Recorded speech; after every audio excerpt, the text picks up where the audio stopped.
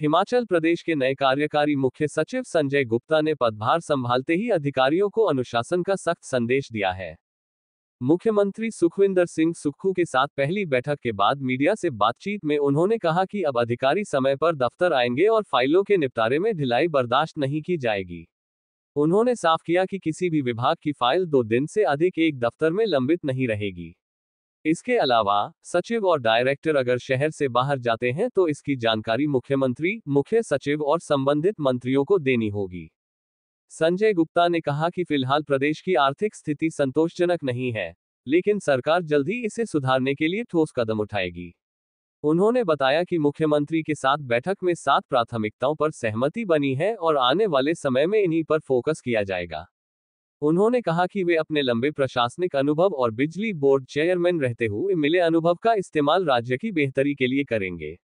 साथ ही सभी विभागों को वित्तीय अनुशासन अपनाने के निर्देश दिए गए हैं। पंजाब दस्तक के लिए सुरेंद्र राणा की रिपोर्ट। ये सरकार के लिए फिक्स है जो अगले 2 साल तक रहेंगी।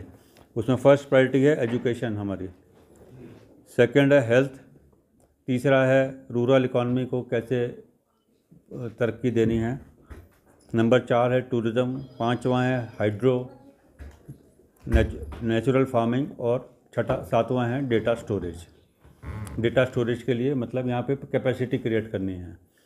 तो इन 7 पे पॉलिसी, क्योंकि अब 2 साल के बाद इलेक्शन ड्यू है तो इसलिए फोकस्ड काम करेगी सरकार इधर और अपने रिसोर्सेज को सेंट्रल तरीके से इन मेजर प्रायोरिटी एरिया पे काम करेगी।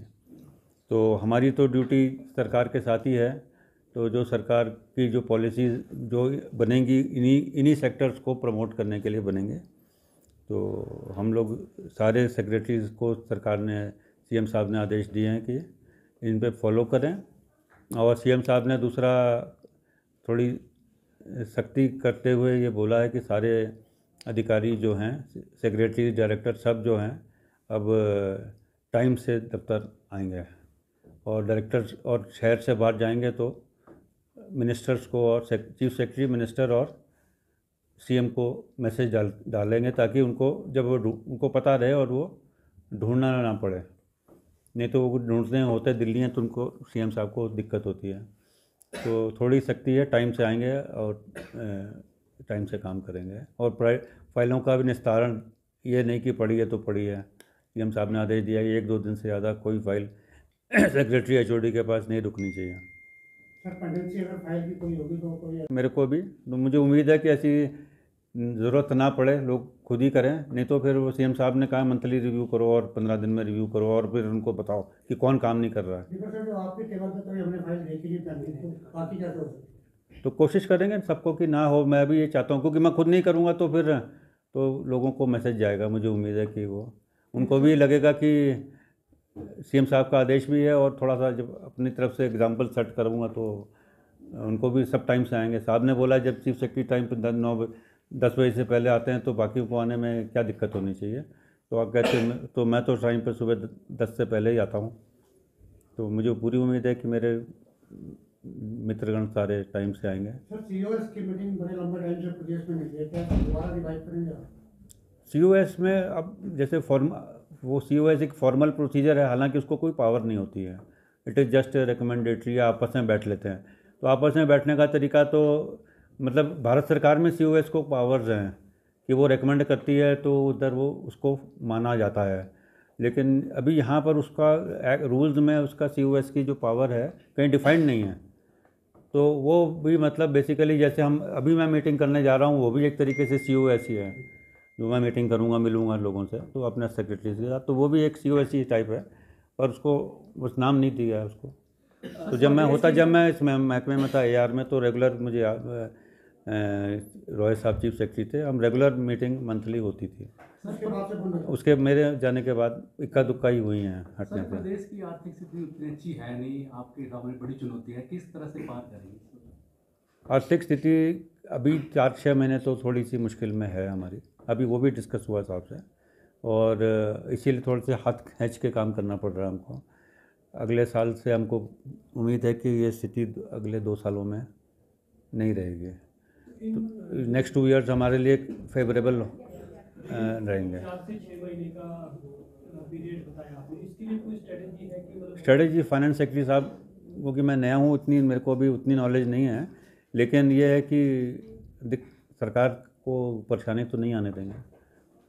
जो दिक्कत है वो तो है, पर ऐसी स्थिति तो नहीं आने देंगे कि लोग मतलब काम ही बंद हो जाए। हाँ, आपका जो स्थिति है सर, काफ़ी नुकसान प्रदेश का हुआ है, प्रदेश का विकास भी करना है, एम्प्लॉय भी हमको तनख्वाह भी देंगे, तो किस तरह से मैनेज करेंगे सर? जो डैमेजेस हुए हैं उसके लिए तो भारत सरकार के साथ रेगुलर हम लोग इंटरेक्शन होता रहता है, टीम्स भी आ चुकी हैं यहाँ पे। तो यहाँ का इस साल का जो लॉस हुआ उसका प्रपोज़ल बन के जा रहा है। अभी आज भी उनको ACS रेवेन्यू को साहब ने बोल दिया है कि तुरंत, मैंने भी बोला है कि तुरंत भेज दें। और जो पिछले वाले जो पैसे आने हैं उसके लिए भी प्रयास हो रहा है कि वो कोशिश CM साहब कर रहे हैं कि जो 2 किस्तों में आना है वो हमको 1 किस्त में ही आ जाए। तो और यूटिलाइजेशन सर्टिफिकेट्स टाइम पे भेज के उन पैसे को वापस ला सकें। तो ये है। बाकी इस साल का जो पैसे का रिम्बर्समेंट थोड़ा शायद लेट हो, लेकिन पिछले को कोशिश कर रहे हैं कि पिछला जो अवार्ड हुआ है वो आ जाए हमारे पास। सर, जो ये 7 सेक्टर फोकस किए गए हैं, तो क्या इनसे जुड़ी पॉलिसीज़ भी नई सिरे से ड्राफ्ट होंगी कुछ? पॉलिसी लगभग बनी हुई हैं, पर यह है कि बजट का एलोकेशन होगा इनमें, मतलब रुकावट तो है, बजट की दिक्कत है। तो इनमें साहब ने बोला है कि इनमें फाइनेंस डिपार्टमेंट लिबरल रहेगा इनको फंडिंग करने के लिए, इन सेक्टर्स में ना, इनमें इनके केसेस में ज़्यादा फंड रिलीज़ होगा।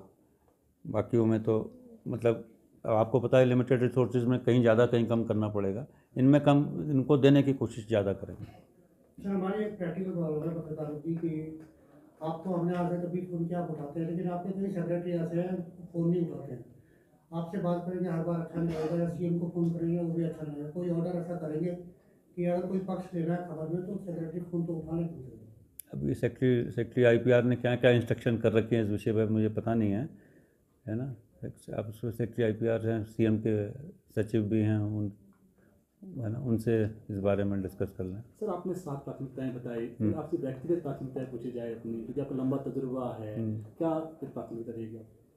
एक तो अपना नॉर्मल डिसिप्लिन और फिजिकल डिसिप्लिन बहुत ज़रूरी है।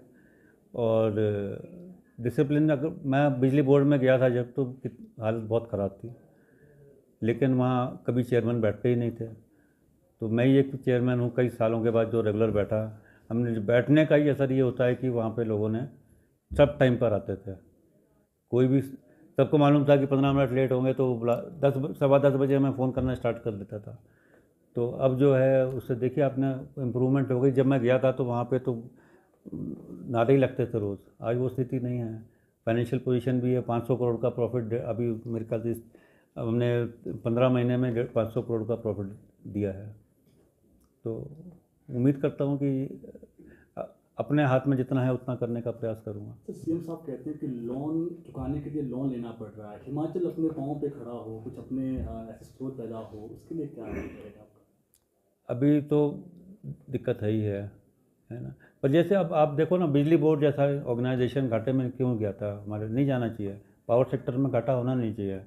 हम लोग की लिथार्जी है। अब अगर हमने ठीक से काम, पैसे की वेस्टेज ना की होती तो ये, मतलब मैं ये कह सकता हूँ बिजली बोर्ड के एक्सपीरियंस से कि हम लोगों ने या हमारे अधिकारियों ने वहाँ पे पैसे को, एक दुधारू गाय को बिल्कुल मार दिया है। तो सिर्फ हमने कोई अच्छा ऐसा काम थोड़ा ना किया स्पेशल। भाई ये है कि वेस्टेज बंद कर दी, वेस्टेज भी बंद हो जाए सरकारी सिस्टम में तो लॉसेस कम हो जाएंगे। मेरे साथ खुश रहते हैं कि उनका कोई काम रुकता नहीं है। ये DA साहब तो अभी वित्त विभाग का मामला है ना, तो वो देख के ही बताएंगे वो, है ना, पर मदद करने की। पर बाकी तो वित्तीय स्थिति में देख के पॉलिटिकल डिसीजन ही होता है।